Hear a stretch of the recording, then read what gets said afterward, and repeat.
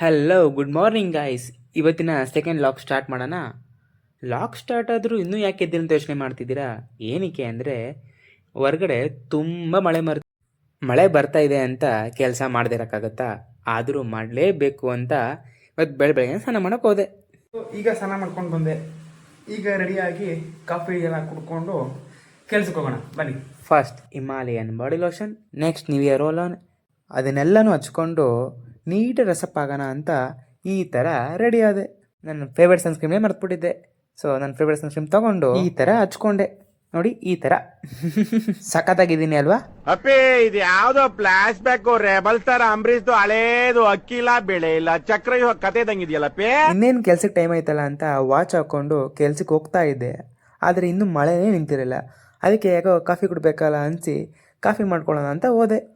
ಹಾಲು ತೊಗೊಂಡು ಪಾತ್ರೆ ಸ್ಟಾರ್ಟ್ ಮಾಡಿದೆ. ಹಾಲು ಕಾಯೋ ಗಂಟ ಏನಾದರೂ ಮಾಡಬೇಕಲ್ಲ ಅಂತ ಈ ಥರ ಮಾಡ್ತಾ ಇದ್ದೆ.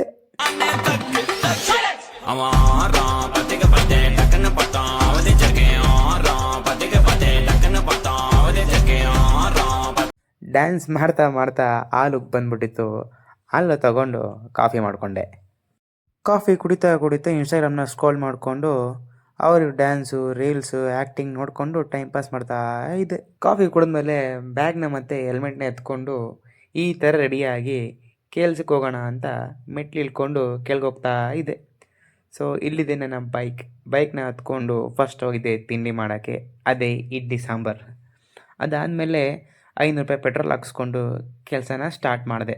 ಪೆಟ್ರೋಲ್ ಹಾಕ್ಸ್ಕೊತಾ ಇದ್ದಾಗೆ ಫಸ್ಟ್ ಆರ್ಡ್ರ್ ಬಿತ್ತು. ಸೊ ಆರ್ಡ್ರನ್ನ ಪಿಕ್ ಮಾಡೋಣ ಅಂತ ದ ಓಲ್ಡ್ ಹೌಸ್ ರೆಸ್ಟೋರೆಂಟ್ಗೆ ಹೋದೆ. ಸೊ ಆರ್ಡ್ರ್ ರೆಡಿ ಬಂತು ಅಂತ ಪಿಕ್ ಮಾಡೋಕ್ಕೆ ಅಂತ ಹೋದರೆ ಅಲ್ಲಿ ಶಾಕಿಂಗ್ ಇತ್ತು. ಅದೇ ಇದು. ಆಮೇಲೆ ನಮ್ಮ ವಿರಾಟ್ ಕೊಹ್ಲಿ ಸಾಹೇಬ್ರಿಗೆ ಪಾರ್ಸಲ್ ಕೊಟ್ಟು ನೆಕ್ಸ್ಟ್ ಆರ್ಡ್ರ್ ಪಿಕಪ್ ಮಾಡೋಕ್ಕೆ ಹೋದೆ. ನೆಕ್ಸ್ಟ್ ಆರ್ಡ್ರ್ ಬಿದ್ದಿದ್ದೆ ಬ್ರದರ್ ಬಾಡೂಟದಲ್ಲಿ. ಸೊ ಈ ಆರ್ಡ್ರನ್ನು ಪಿಕಪ್ ಮಾಡಿಕೊಂಡು ನೆಕ್ಸ್ಟು ಡ್ರಾಪ್ ಲೊಕೇಶನ್ಗೆ ಹೋದೆ. ಈ ಆರ್ಡ್ರನ್ನು ಕಸ್ಟಮರ್ ಕೊಟ್ಟು ನೆಕ್ಸ್ಟ್ ಆರ್ಡ್ರ್ ಕಡೆಗೆ ಹೋದೆ. ಆರ್ಡರ್ ಮಾಡ್ತಾ ಮಾಡ್ತಾ ಹೊಟ್ಟೆ ಹಸಿತಾ 4 ಗಂಟೆಗೆ ಊಟ ಮಾಡೋಕ್ಕೆ ಹೋದೆ. ಊಟ ಮಾಡಿದ ತಕ್ಷಣ ಚಳಿ ಯಾಕೋ ಸ್ಟಾರ್ಟ್ ಆಯಿತು. ಚಳಿ ತಡಕ್ಕಾಗದೆ ಬ್ಯಾಗ್ಲಿರೋ ಜರ್ಕಿನ್ ಹಾಕ್ಕೊಂಡು ಮತ್ತೆ ಕೆಲಸ ಸ್ಟಾರ್ಟ್ ಮಾಡಿದೆ. ಆರ್ಡ್ರ್ ಪಿಕ್ ಮಾಡಂತ ಹೋದರೆ ಅಲ್ಲಿ ನೋಡಿ ವಿನಯ್ ರಾಜ್ಕುಮಾರ್ ಸರ್ ನಿಂತಿದ್ದಾರೆ. ಸೊ ನೋಡಿ ತುಂಬ ಶಾಕ್ ಆಯಿತು. ಅದಕ್ಕೆ ಓಡೋಗಿ ಒಂದು ಸೆಲ್ಫಿ ಕೇಳಿದೆ. ಅವರು ತುಂಬ ಪ್ರೀತಿಯಿಂದ ಕೊಟ್ಟರು. ಅದೇ ಈ ಫೋಟೋ. ಕೆಲಸ ಎಲ್ಲ ಮುಗಿಸಿ ರೂಮ್ಗೆ ಬರೋಷ್ಟರಲ್ಲಿ 11 ಗಂಟೆ ಆಗಿತ್ತು. ಸೊ ಇದೇ ನನ್ನ ಅವತಾರ. ಬಂದಿದ್ದ ತಕ್ಷಣ ನೀಟಾಗಿ ಮುಖ ತೊಳ್ಕೊಂಡು ಮುಖನ ಒರೆಸ್ಕೊಂಡು ಹೋಟ್ಲಿಂದ ದೋಸೆ ತೊಗೊಬಂದಿದ್ದೆ. ದೋಸೆನ ಆರಾಮಾಗಿ ಕೂತ್ಕೊಂಡು ತಿನ್ಕೊಂಡು ಮಲ್ಕೊಂಡೆ ಗಾಯ್ಸ್.